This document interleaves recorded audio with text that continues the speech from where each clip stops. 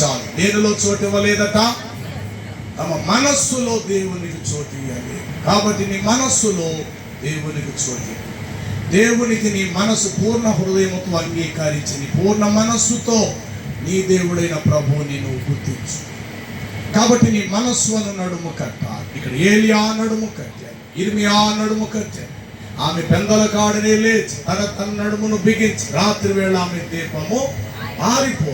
నడుము లూజుగా ఉంటే శైతాన్ అపవాది వచ్చి ఆ నడుములో కూర్చు. మందిరానికి నువ్వు రావచ్చు, కానీ వాక్యం నీలో ఫలించదు.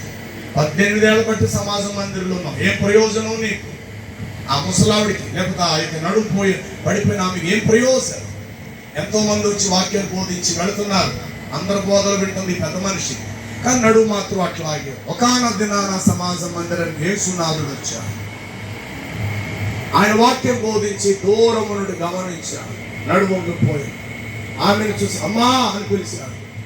ఒక్కసారి ఇటువైపు ఉన్నవాడు ఇలా వెనక్కి ఇలా తిరిగి తెన్ను నుండి ఇలా చూస్తున్నా, నిన్నే ఇట్లా రమ్ము అననేసరికి అయ్యా నేనా? ఎస్ నువ్వే, రా ఇలా రా. అక్కడ వందల ప్రజలు సమాజ మందిరంలో ప్రజలందరితో నిండిపోయిన సమాజం. వారందరిలో నుండి ఆమె అలాగే వచ్చి అప్పుడంటాడు, ఇదిగో ఈమెను అబ్రహాము కుమార్తె, ఈమె 18 ఏండ్ల నుండి నడువంగిపోయి దయ్యము చేత హింసించబడుతుంది అని ఆయన తన హస్తమును ఆమె మీద ఉంచగా ఆమె చక్కగా లేచి నిలిచెను. కాబట్టి ఈ మధ్యాహ్న వేళలో మరి ఏ విషయంలో ఇంకా నీ నడుము బలహీనంగా ఉంది, భౌతిక నడుము బలహీనత బెల్టేయచ్చు. ఆ మాట కాదు నేను ఇక్కడ చెప్పేది. ఆధ్యాత్మిక విషయంలో ఎక్కడ నడుము కట్టావు? నేను చిన్నదాన్ని, నాకు ఇంకా వయసు రాలేదు, దేవుని పని చేయడానికి ఆ మాట చెప్పక్కల. యవన ప్రాయంలో ఉన్నావు, చాలు ప్రభు కొరకు నడుము కట్టు, పరిశుద్ధతలో నడుము కట్టు, నీతి విషయంలో నడుము కట్టు, ప్రభు కొరకు పాటుబడుటలో నడుము కట్టు, విశ్వాసిగా ఎదుగుటలో నీవు నడుము కట్టు. ప్రభు కోసం పరుగులెత్తి రథము కంటే ముందుగా వెళ్ళి ఏలియా నడుము కట్టినట్టు నడుము కట్టు. అలాగే నీ కుటుంబాన్ని కాపాడుకునే విషయములో ఆమె పెనిమిటి గవిని యొద్ద పొగడబడును, 10 మంది కుమార్తెల కంటే నీవు చాలా విశేషమైన దానివని ఆమె పెనిమిటి ఆమెను పొగుడును. రాత్రి వేళ ఆమె దీపము ఆరిపోదు అనబడిన స్థాయికి నువ్వు పెరగా. ఈ విధముగా దేవుడు ఏ విషయాల్లో నడుము కట్టాలి చెప్పండి. చివరికి ఒక మాట, నిర్గమాకాండము 12వ అధ్యాయము, నిర్గమాకాండం 12వ అధ్యాయం 11వ వచన భాగాన్ని చదువుదాం. మీరు ఆ పదార్థమును తినవలసిన విధమేమనగా, మీరు మీ నడుములను కట్టుకొని మీ చెప్పులను తొడుగుకొని కర్రలు చేత పట్టుకొని త్వరపడుచు దానిని తినవలెను. చాలు. ఏమిటది?